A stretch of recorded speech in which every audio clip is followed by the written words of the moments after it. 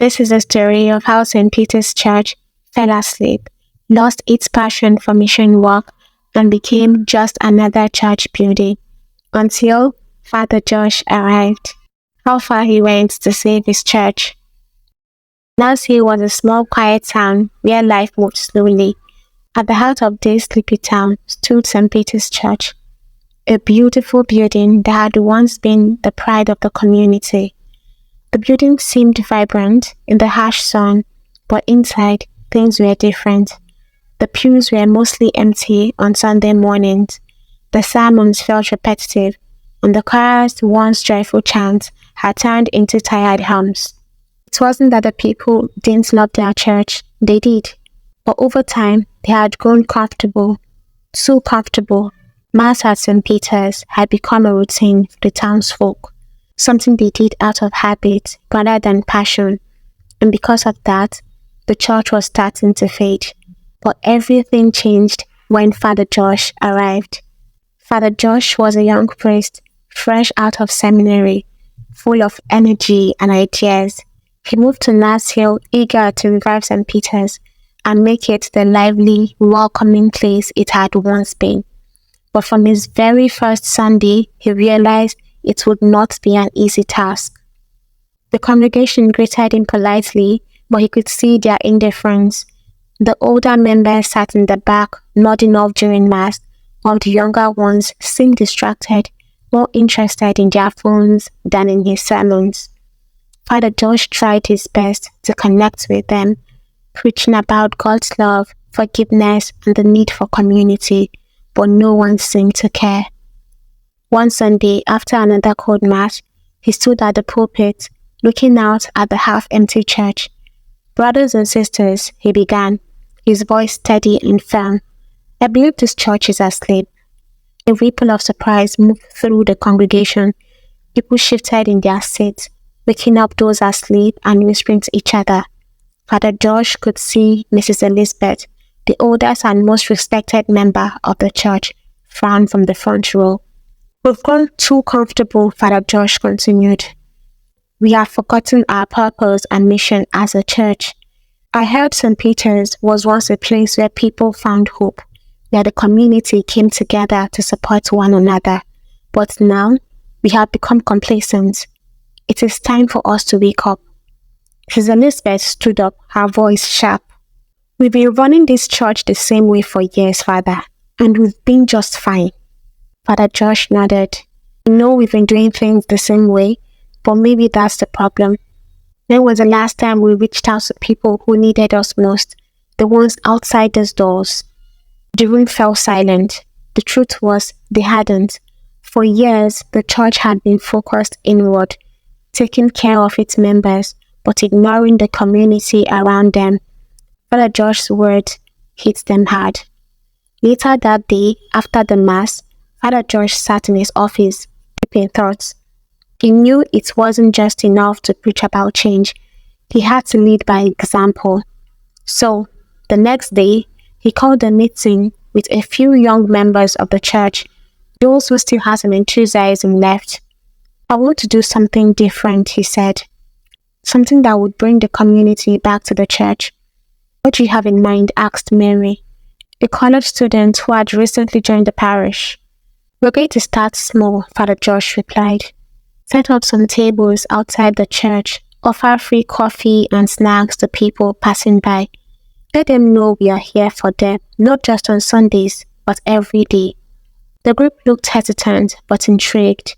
They had never done anything like this before, but Father Josh's energy was infectious, and soon they were all on board.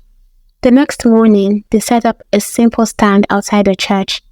It wasn't much, just a few tables with coffee, tea, and homemade puff-puff. They put up a sign that read, "Free coffee, all are welcome." At first, not many people stopped. Nars Hill wasn't a big town, and most people walked by the church without giving it a second glance. But as the days passed, things began to change. A few curious faces started showing up. College students on their way to class, mothers pushing strollers, retirees out for a walk. Some stopped for coffee, others just for a chat. Slowly, word spread around town that something was happening at St. Peter's. It wasn't a big event or a flashy program, but it was something different. People who had never set foot in the church were now stopping by for a cup of coffee and a conversation. One morning, a young man named Paul walked up to the stand. He looked rough, dark circles under his eyes, clothes worn and dirty. Mary, who was serving coffee that day, smiled at him. "Coffee," she offered. Paul nodded, taking the cup. He stood there for a moment, staring into the cup as if unsure what to say. "Is everything okay?" Mary asked gently. Paul hesitated, then sighed. "I've been having a rough time," he admitted. "Lost my job, been sleeping in my car. I don't really know what to do." Mary listened, her heart heavy with compassion. She invited Paul to sit and talk, and soon Father Josh joined them. They didn't offer him solutions right away, but they offered him something more important: friendship, a listening ear, and a reminder that he wasn't alone. Paul started coming to church regularly after that. He found support, not just from Father Josh, but from the whole congregation. The coffee stand had done more than offer free drinks. It had opened the doors to people's hearts. As the weeks passed, more and more people began visiting St. Peter's. The small coffee stand grew into something bigger. They started hosting community dinners, offering free counseling sessions, and even organizing small events for the local families. The church, once silent and sleepy, was now buzzing with life. But not everyone was happy about the changes. Mrs. Elizabeth and the church council were concerned. "This isn't what our church is supposed to be," Mrs. Elizabeth said at a meeting one evening. "We are a place of worship, not a coffee shop." Father George sat at the head of the table, listening patiently. "I understand your concerns, Mrs. Elizabeth, but I believe we've lost sight of what the church is truly meant to be. It's not just about Sunday masses alone. It's about reaching out to people, showing them God's love in everyday ways." Mrs. Elizabeth was silent for a moment. Deep down, she knew he was right. She had seen the new faces at the church, heard the laughter and conversations that had been missing for so long, but change was hard, especially when you've been doing the same thing the same way for so many years. After a while, St. Peter's Church had come alive again, with its pews filling up and its members actively engaged in the community. However, as with any revival, challenges soon followed. Father Josh, despite the success, knew that change didn't come without resistance, especially from those who felt that the new ways of doing things were out of step with the old traditions. One Sunday afternoon, a group of senior church members, led by Mrs. Elizabeth, visited Father Josh with concerned faces. "Father Josh, we need to talk," Mrs. Elizabeth began, her voice firm but not unkind. "While we appreciate the enthusiasm and the growth, some of us feel that the church is losing its identity. All this outrage and these informal gatherings, it's wonderful, but what about the sanctity of the Catholic doctrine, traditions that have held this church together for decades?" Father George sighed inwardly, having anticipated this conversation. "I understand your concerns, Mrs. Elizabeth, and I've been thinking about this a lot. The traditions of the church are important. They've shaped the church for years. I don't want to lose that, but I also believe that God is calling us to be more than just a place of tradition. He's calling us to reach the people who have never known church in the way we do." Mr. Philip, another elder, spoke up. "But does it have to be so different, Father?